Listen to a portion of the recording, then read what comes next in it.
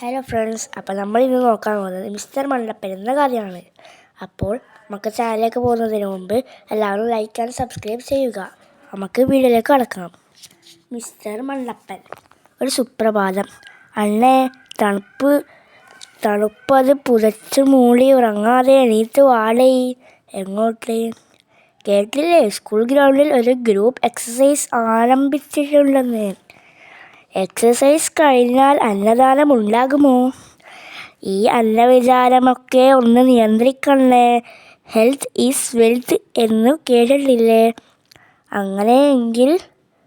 അങ്ങനെയെങ്കിൽ അങ്ങനെ school ഗ്രൗണ്ടിലേക്ക് വിട്ടോളൂ. Bike എടുക്കണ്ടേ? 1 കിലോമീറ്ററല്ലേ ഉള്ളൂ, നടന്നു പോകാമണ്ണേ. നടത്തം ഉത്തമ വ്യായാമം എന്നു പണ്ടാരോ പറഞ്ഞിട്ടുണ്ടെന്ന് കേട്ടിട്ടുണ്ട്. ദാ ഈ മതിലിനപ്പുറമെത്തണം. പക്ഷേ ഗേറ്റുകളെല്ലാം പൂട്ടിയിരിക്കുകയാണല്ലോ.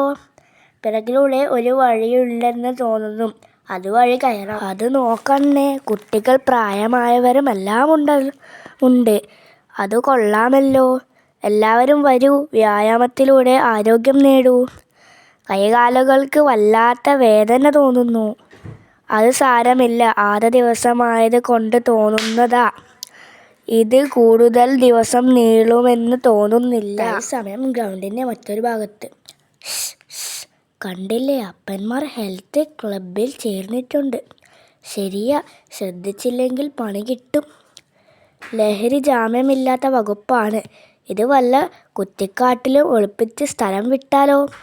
അതാണ് നല്ലതെന്ന് എനിക്കും തോന്നി. കുറ്റിക്കാട്ടിൽ ഒളിപ്പിക്കാൻ ചെന്നതും അയ്യോ, പാമ്പ്, ഓടി വരണേ. ഓ പാമ്പോ, എവിടെ?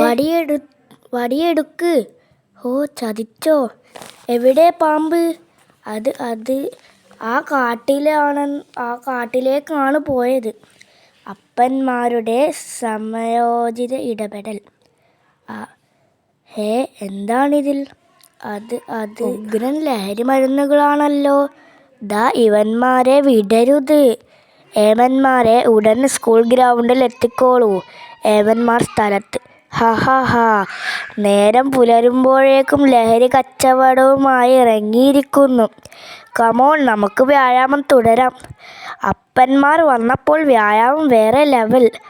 അതെ. ആദ്യം പറഞ്ഞതുപോലെ എല്ലാവരും ലൈക്ക് ആൻഡ് സബ്സ്ക്രൈബ് ചെയ്യുക. ഒപ്പം ഷെയർ കൂടി ചെയ്യുക. Thanks for watching.